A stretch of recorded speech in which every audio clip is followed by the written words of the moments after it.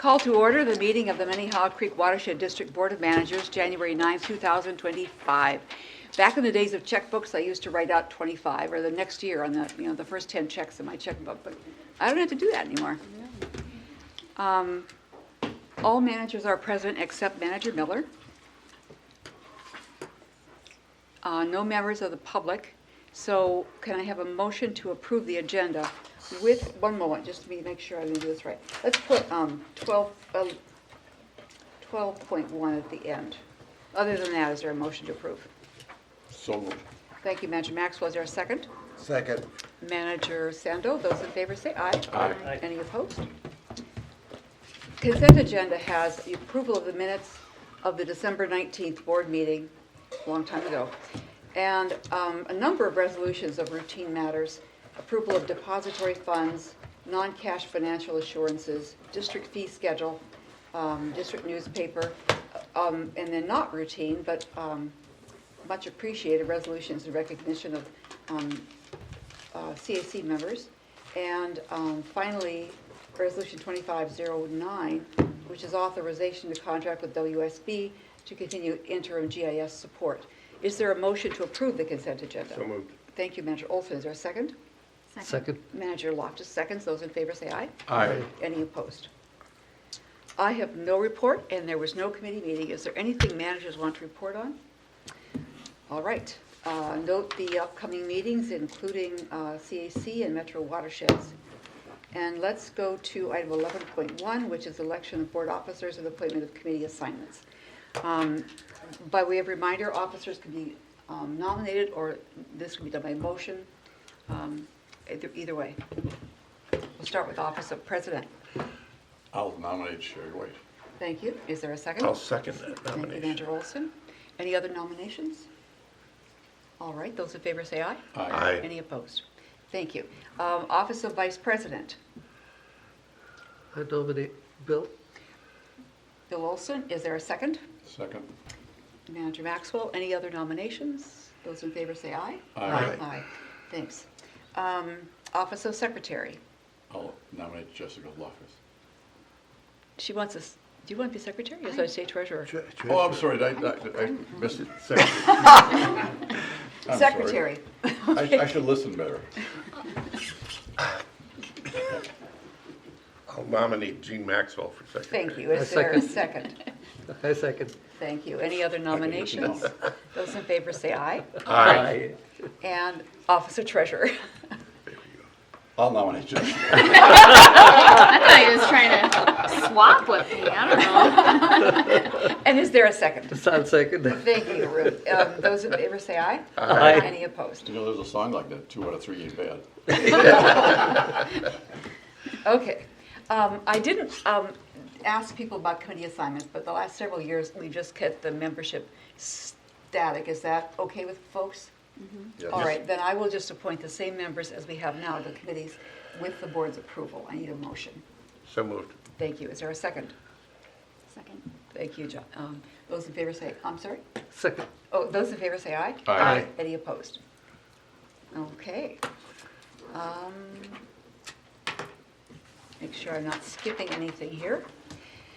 11.2, Resolution 25010, authorization to execute a winter carpet removal contract. Ms. Sweet, thank you.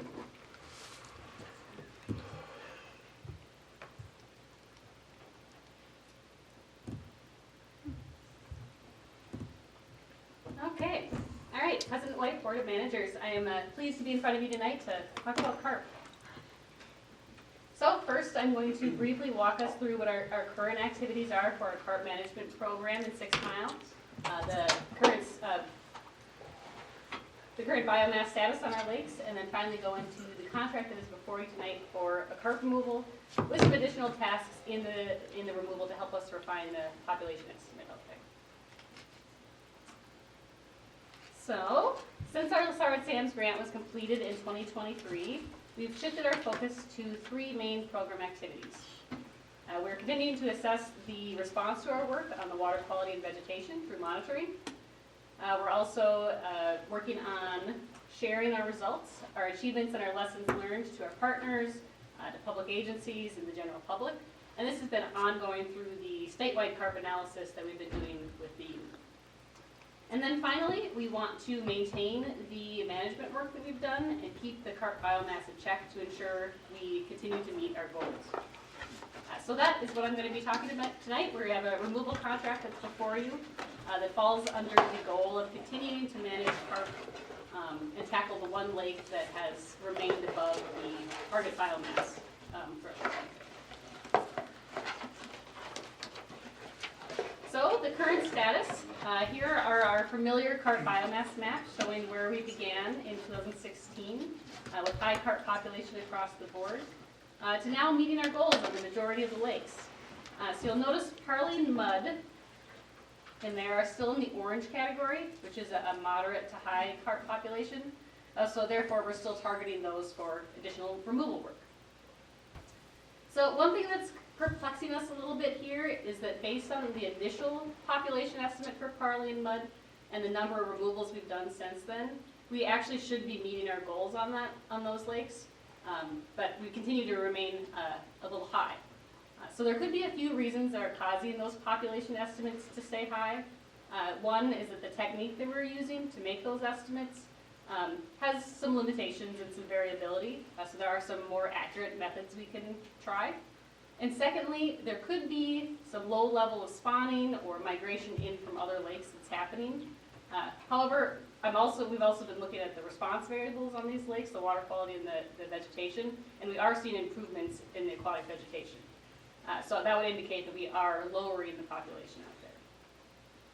So that kind of prompts just adding in a few additional tasks to our removal effort this winter so that we can get a little bit more clarity on those couple questions on what the population exactly is to allow us to tailor our future management efforts accordingly. So to do this work, we have set up a contract with WSB that are going to coordinate with the commercial fishermen to complete this work. In the past, we've been very successful with winter seines on Parley. We've removed a total of 100,000 pounds of carp just through seining on Parley. And this is the same contract that we've used in previous years, the same setup. And actually this contract was before you last year around the same time. But unfortunately, due to the lack of ice, we weren't able to proceed with the seine last year. So it's kind of basically the same thing we wanted to do last year. So as a reminder, the contracts with the fishermen are set up where we pay a mobilization fee to get them to go out and do the seine, to incentivize them, and then a bounty on the number of carp they catch after that, so they can kind of reach a max amount. During the seine, as I have listed here, we're gonna begin the mark recapture population estimate technique. So that'll allow us to get a bit more accurate number versus our electrofishing surveys and get a refined population estimate. And as a reminder for those first two items, we unfortunately aren't able to get other bids for this work just because of the way commercial fishing is set up in Minnesota. We're kind of locked into only needing to use this commercial fisherman, and WSB is the only firm that works with these fishermen and that we have the ability to contract with. The final line item that I have out there, the aging analysis, is a task I've added for roughly $3,500. That will allow us to determine that worry of mine that maybe there's any new carp that are spawning. So we'll be able to age those carp and see if there's any new carp that have been added to the system. We had aging work done initially in 2014 with the used study, so we'll be able to compare to kind of what we saw back then and see if that population community has changed. The aging analysis piece is primarily done off-site, not during the seine. So I did reach out to Carp Solutions to get a quote to see what it would cost for them to do the work, and it came back very in line with what WSB has offered. So for ease of coordination and keeping things consistent, I recommend just sticking with WSB for kind of the entire project. So our total for all three tasks is a not to exceed of $32,636. And with that, I'd like to request authorization to execute a contract with WSB. Thank you, Ms. Sweet. Is there a motion to adopt the resolution? So moved. Manager Olson, is there a second? Second. Manager Sando, any questions for Ms. Sweet? Yeah. Yes, could you go back to the slide prior to this one? Yeah.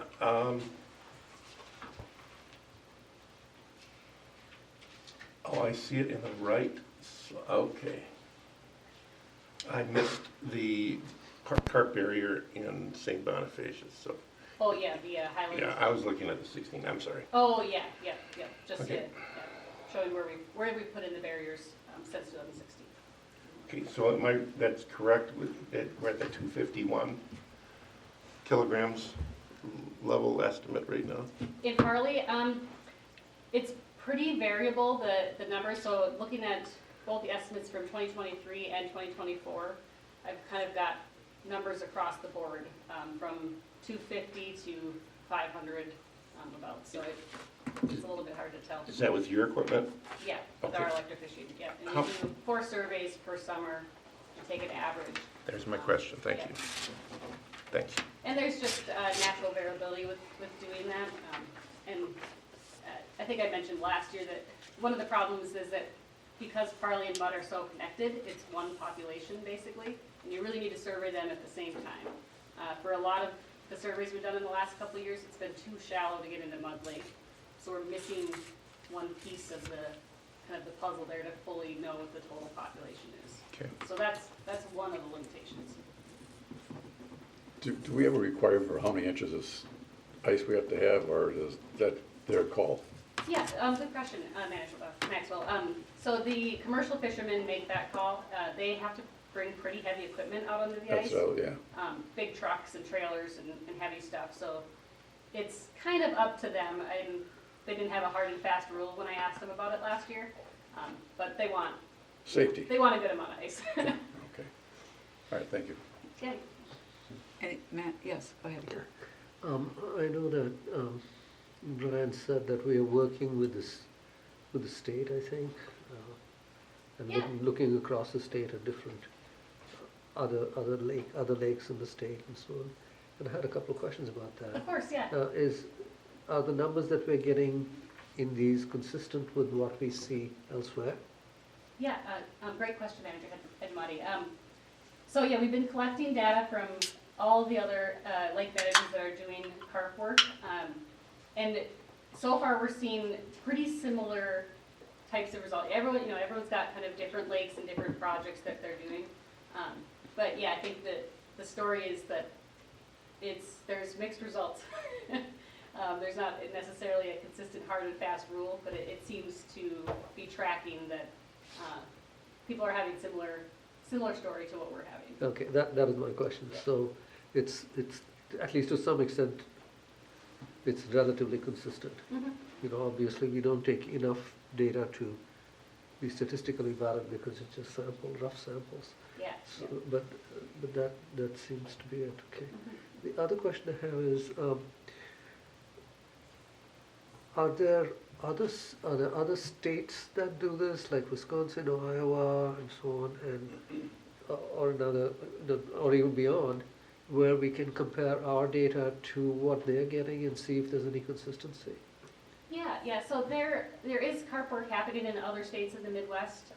Michigan, Wisconsin has some, Iowa has some, and actually a lot of them are done by the same consulting firms that we work with in Minnesota. Okay, They do work Okay. in other states to similar results and similar strategies and methods that they're using out there. So we haven't pulled that data into the work we're doing for the Minnesota statewide look, just because we're working with the Minnesota DNR and the Minnesota PCA on that. So haven't found the best way to incorporate kind of some of those out-of-state data points where possible. Yeah, I mean, some of them, the conditions may not be the same, and so you may be comparing apples and oranges, I understand that. But is that sort of part of your plan to look at it at some point? Yeah, I think they certainly could be compared. It's just right now, I think we're wanting to make sure we have that water quality and vegetation component to look at. And they certainly have that data in other states, but we're able to use like the PCA's water quality database to look at that, and that's just Minnesota data. But that could be something that we can bring into a next round as additional kind of data points from outstate. Okay. And are you, I know that you've been looking at the impact of different variables. Have you been, are you finding any consistency in like the effect of the vegetation or the turbidity or anything like that? Are you finding any, are you moving towards a model? Yeah, so it's actually been very exciting. We're kind of wrapping up in the next few weeks the analysis piece, and we'll then start report writing, so I'll have more kind of to report for you soon on that. But it does look like we'll be able to make a predictive model with the data that we've gathered. The relationships have been pretty strong for most of the different relationships Oh, for the good. different variables. Some stronger than others. Yes. But it does seem like we have a big enough data set and a strong enough relationships between kind of these variables to allow us to, in the future, be able to predict what the and effects say, will to be. say Yeah, a certain size or a certain depth, Yes. where it would be useful to do X or Y or Z. yeah. How exciting. Yeah, I hope you're going so- to report back to us on that. Oh, we will, don't worry. Okay. All right. Okay. I've been anxious to share that once we've got it really kind of buttoned up and ready to share. Oh, wonderful. Thank you. Anything else? Those in favor say aye. Aye. Any opposed? Motion carries. Thank you. Are there any board inquiries, issues, or ideas to be brought out this evening? Then we'll move to the administrator's report. Thank you, President White. Board of Managers, Happy New Year. Rather meaty administrator's report here this evening, so buckle up. Coming out strong at the beginning of the year. The first thing is a report on our attendance at the Carver County Commissioners meeting on Tuesday, February 18th. I think the meeting starts at 9 a.m. Kaylee Cermak, myself, Mike Heyman, we're coordinating a presentation. It's kind of part of our annual rounds to celebrate some of the accomplishments and milestones in the 6 Mile Creek Halstead Basin watershed since it was established as a focal geography in 2014, and then just highlight progress and upcoming opportunities for coordination and partnership, in particular where we're going in the Western Growth area with Victoria, our second round memorandum of understanding, and some of the wetland restoration partnership opportunities that are out there. I think Manager Olson's already tracking this. Wanted to get that out there for the whole board, and President White, of course, if you're interested in attending. I think Kaylee will share out the finished agenda once that's ready, and then just let us know if you've got questions. Otherwise, we'll report back. That's always a really fun time with our friends at Carver County. Past meetings, there's some discussion about should we invite Marvin Johnson here for a little bit of a retirement bash and celebrate his 40-plus years as mayor of Independence. I think he's ranked among the top 10 for longest serving mayors in the U.S. And it seems Independence is beating us to it. They're hosting a retirement dinner for Marv on January 28th, 2025 over at City Hall. We'll circulate the invite that came to staff if you all didn't get it. The RSVPs are due next Friday, so you can look for that from Deb. We'll confirm schedules and see who wants to attend. I've already shared that with President White, and her and I are planning to go to the event and hand off the resolution as well as his honorary and celebratory plaque, which just arrived in the mail today. Next up, FEMA and some of the FEMA damages, which we haven't talked about for probably a decade, but in 2014, the watershed experienced a flood of record that damaged infrastructure across the watershed as well as the Minnehaha Creek system. It eroded the stream bank, it created scour, deposited debris, and Tiffany at the time submitted on our behalf and some of our partners to FEMA for damages, and we were awarded around $400,000 for repair, $444,000 for repair of 9 small sites along the creek. We undertook a larger site on our own. We knew going into the work that we wouldn't do all of the repairs. Some sites were probably going to be repaired by cities. Other sites we had an intentional plan to filter out through the Parkway master planning so that we didn't have to invest the money and then come back and do something later. Through that process, we ultimately spent around $132,000. The master planning concluded March 2020 for the Parkway, and this year, 10 years later, FEMA reached out looking to reconcile. And so we are going to need to process just over $300,000 in turnback funds to FEMA. That's something that's going to be on an upcoming check register. It's a sizable amount. We haven't talked about it recently, so we want to make it clear to the board what's going on there. We'll write that up so that that gets into the board packet for when the checks come forward. And of course, if you get questions in the meantime, let us know. You can direct those to me and Tessa, who's been extremely helpful rounding that out and going back and forth with FEMA since Tiffany and Josh's departure. Over near Dutch Lake, the city of Minnetrista alerted us to the fact that there are a number of dead and dying ash trees that they considered a little bit of danger, dropping limbs into right-of-way and on the sidewalk along property that we own on County Road 110, colloquially known as the Chute property, east side of Dutch Lake. We went and got competitive quotes for that work. Tree removal occurred today, and Stantec gave us a little bit of support in just documenting existing conditions and monitoring removals. So sometimes we hear from members of the public, if you know there's a kind of a significant amount of trees, something like 15 to 19 dead trees in and around the right-of-way. I don't think we'd necessarily notice, but there's folks that drive up and down there every day. So if you get a call, that's what's going on. And both of those things related to project maintenance work that we're kind of handling as a community here while we don't have staff. But we have finished our hiring process and are very happy to announce that we found someone we think is going to be a really great addition to the project maintenance team as manager. James McDermott Spies.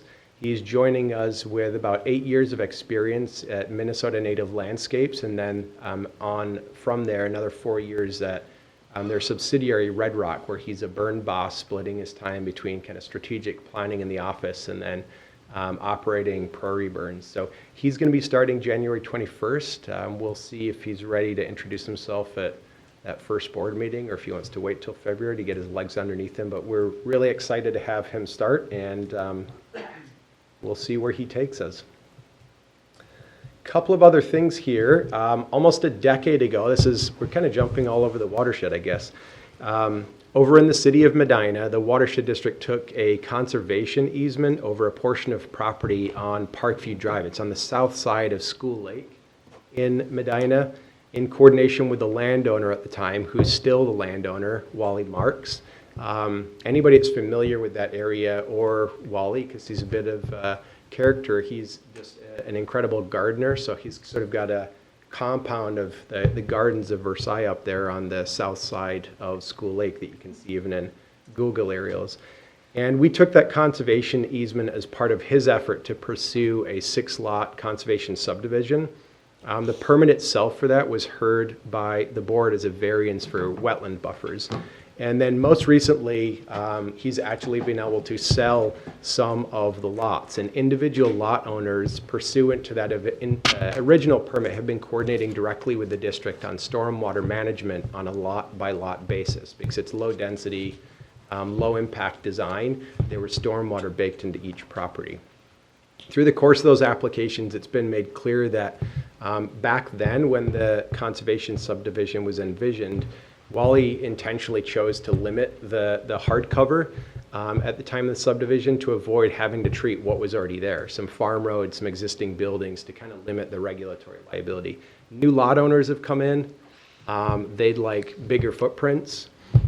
It's triggered us looking back at 2018 and now having to bring the whole site into compliance. We actually forecasted this and disclosed it and sort of wrote memos to file it. It was baked into the permit report. Everybody understands this might be a challenge later. So there's been a lot of coordination over the last 60 to 90 days. That's something that before he left, Andrew Stevenson and permitting was working on.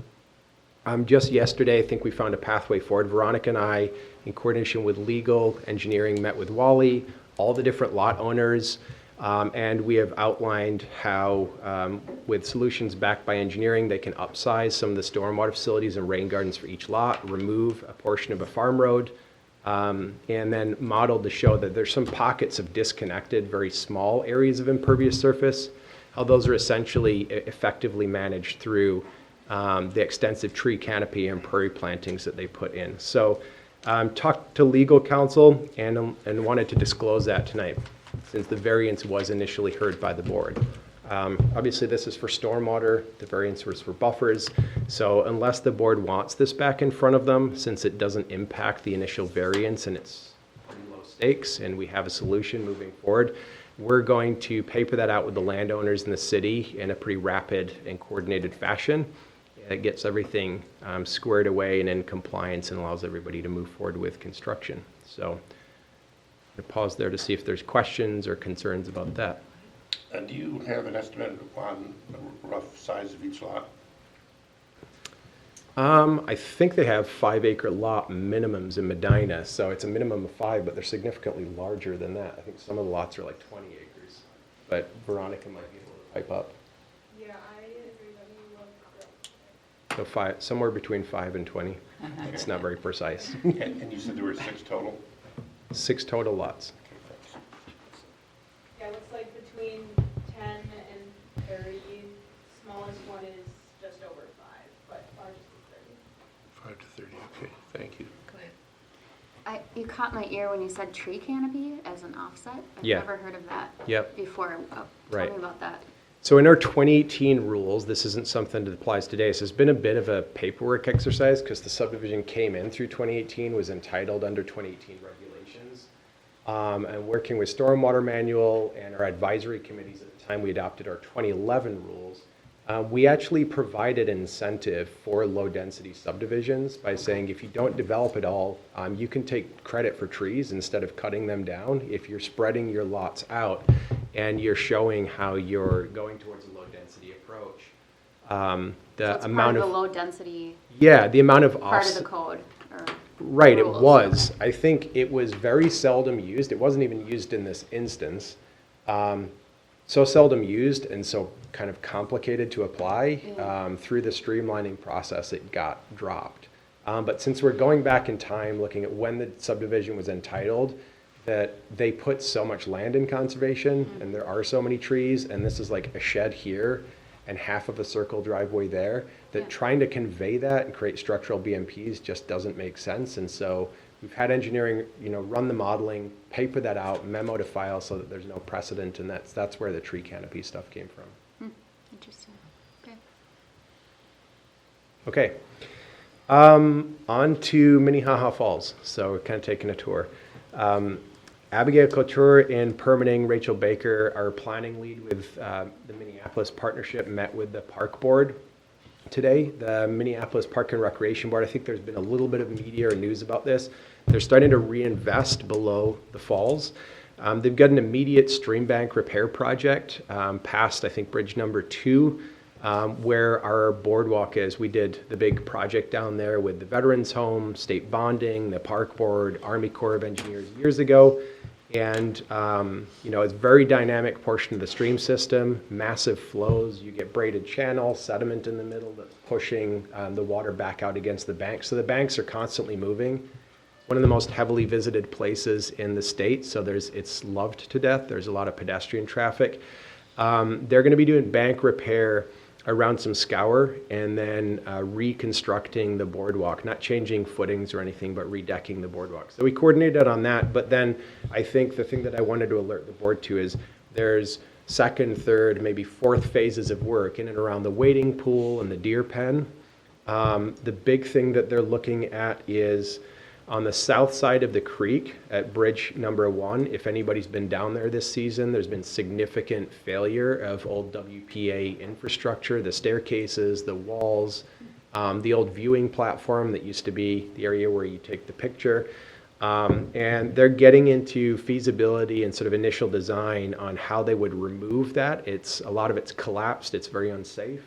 But there's historic preservation issues, and then they're looking at design for how they're going to either reconstruct or restore. And so I just wanted to let the board know the Park Board's actively working on that. It's our logo, it's our namesake. We've invested down there in the past, and the project team's been great to work with, and they're going to be engaging us at critical milestones, given our history involvement, but also the new partnership that we have. So I don't think there's a role for direct involvement at the minute. just more coordinating because there's just a lot that's being planned. There's some development and redevelopment happening in and around the south side of West End in St. Louis Park. So this is something that sits just south of 394, west of Highway 100, and drains to the headwaters of the Minneapolis chain of lakes, Brownie Lake. Back in around 2007, we issued a permit for converting the old Novartis MedTech warehouse into what is now West End. And we invested in that site about $150,000 for regional stormwater that helped delist Brownie Lake. That was with Duke Realty, and since then Hempel Development has come in and owned and is operating that. And they've been working their way south, acquiring other properties and redeveloping into mixed use, office, residential. And there's some, I think, big moves being made down there, and the permitting teams reached out, and we're going to be working closely in partnership with them both to make sure everything meets the rules, things are very streamlined and efficient through the review process, but also looking to see if there's any opportunities to build on that history of partnership. Two more. So the Minnehaha Preserve Boardwalk, this is very brief. We reported more extensively, I think at our December 19th meeting, on the field test that we had undertaken at 3 different sites for the boardwalk where the contractor had done jacking operations and applied their repairs, so I won't rehash that unless you have questions. On Monday, we will be meeting at St. Louis Park City Hall with building officials, the contractor, their attorney, our design engineer to review the findings from the field test. We're going to be discussing how the alternatives can get approved, and hopefully we'll be hearing from JTS, the contractor, on what their approach is for implementing those repairs. So that's going to be a really important meeting on the heels of the field test to debrief, see what worked, what didn't, and kind of get to ground with the contractor on how they plan to move forward and make things right. And then last, certainly not least, we have to bid a bittersweet farewell to somebody who is as good as one of our own, Rena Weiss, who has supported permitting for the last 6 years, brought so much value, contributed so much to our culture, is leaving Stantec, leaving us for Bloomington, where she's going to be, I think, joining some of her alumni down there for the next leg of her journey. And we just want to thank her so much for her contribution, and beyond that, her impact, which has been massive. She's been there through all the twists and turns of permitting and really helped build a solid core team. And she wanted to be here tonight, I think, if you want to step up and say goodbye to the district board. And she did ask me to say that if we run into any tricky variances, she wants you to CC her Bloomington email.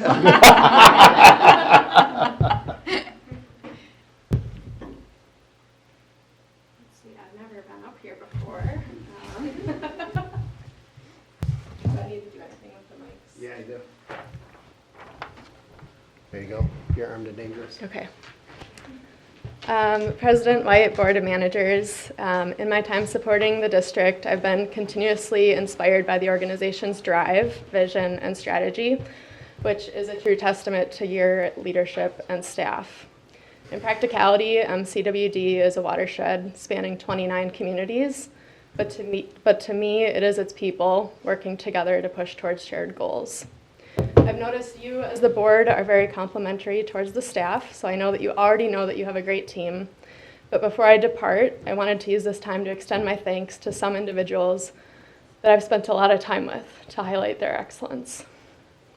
Of the current permitting team, I've worked the most with Maggie and Veronica. They have eagerly jumped into permitting and have worked together to implement workload efficiencies and build relationships in the land development community.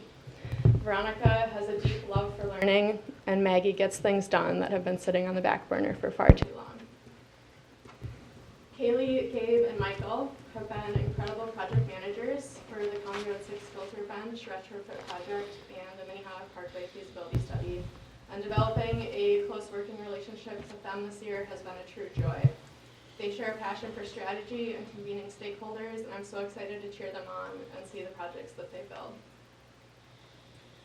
Becky, Becca, and Kate have formed a very well thought out program for allocating funds via the Land and Water Partnership, and they've provided guidance to the permitting team throughout many transitions and through the recent rules revision process. Chuck and Lewis have kept us on track with their legal wisdom, and it's been a pleasure serving the permitting team alongside them. Chuck's vocabulary is unmatched and out of this world, and I will miss finding new words scattered throughout his emails. Chris exudes an indescribable passion for Minnehaha Creek watershed and has shared an immense amount of background and context with me about the landscape and your organization. His enthusiasm for water resources is an inspiration, and he's the best mentor and role model I could ever ask for. Last but not least, all the staff are great. I'm highlighting the ones I've spent the most time with, but James is a steadfast leader with an immense amount of discipline and strategy. Someday, I hope I can run a meeting as smoothly as he does. It's clear he cares. First time anybody's ever said that. It's clear he cares very deeply for the organization and its people, and he works tirelessly around the clock to ensure the vision is achieved. It's been an honor to serve MCWD with the team here, and I will dearly miss working with the organization. I've grown as an engineer alongside the MCWD team, and I will carry the lessons I've learned with me throughout my entire career. For now, I'm headed to the city of Bloomington to continue to grow my water resources engineering career, and I look forward to seeing many of you around. Congratulations.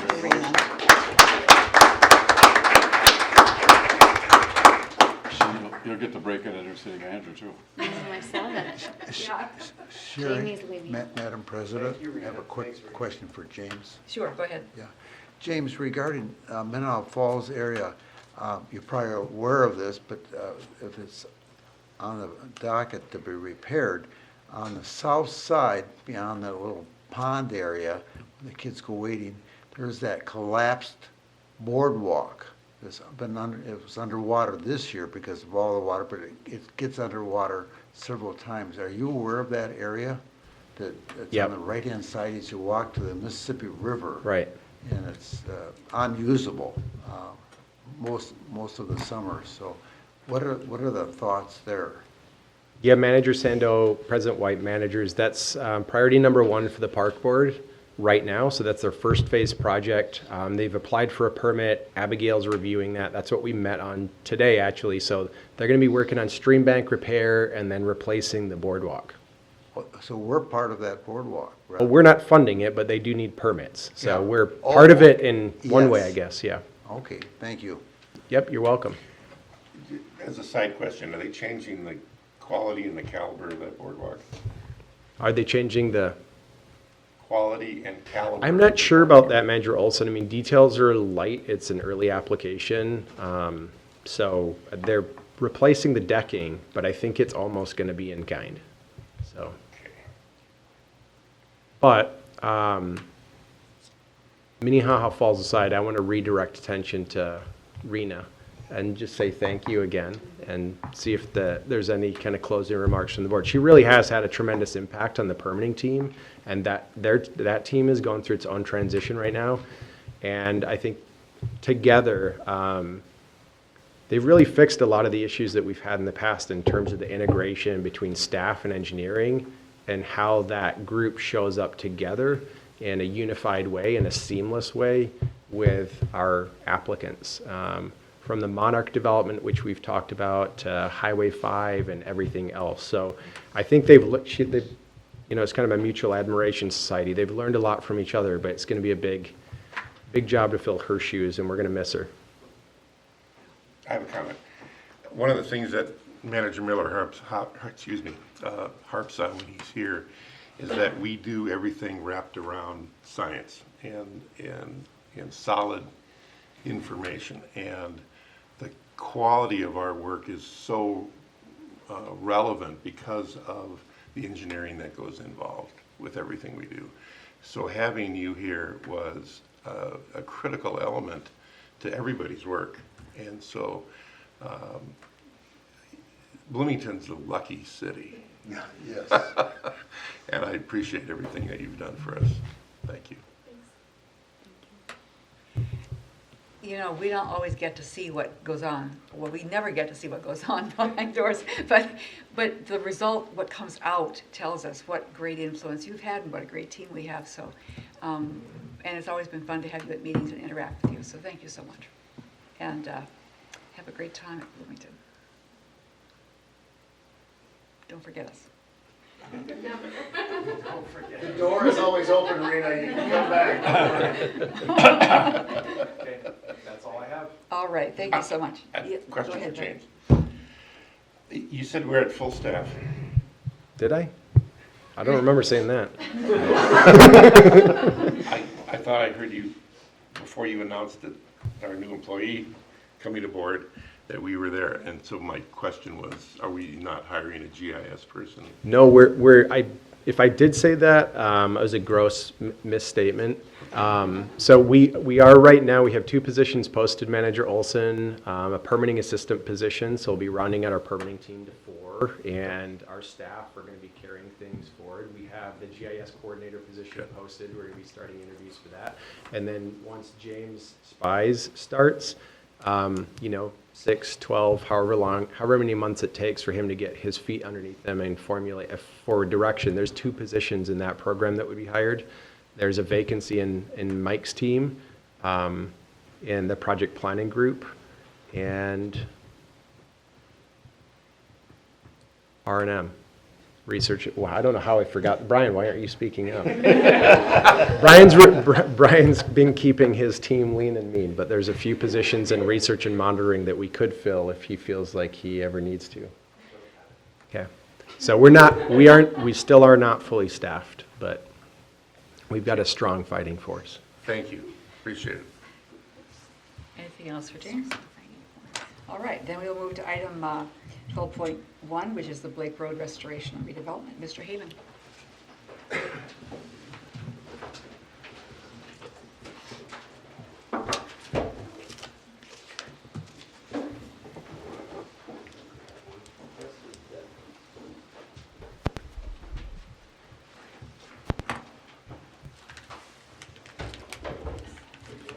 Drive safe, everybody.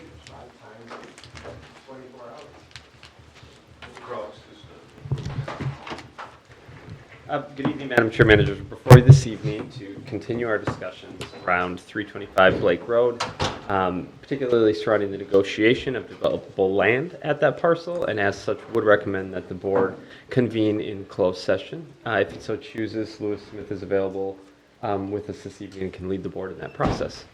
Thank you. Lois, would you state the reason for the closed session? Madam President, we would recommend that the board go into closed session for the purpose of considering either the termination or amendment of terms or the purchase and sale agreement of 325 Blake Road in Hopkins. Thank you. Is there a motion to go into closed session? So, Manager Olson, is there a second? Second. Manager Loftus, those in favor say aye. Aye. Aye, we are in closed session. I have a motion to go back into open session. so moved. Thank you. Is there a second? Second. Thank you. All those in favor say aye. Aye. Any opposed? Meeting adjourned.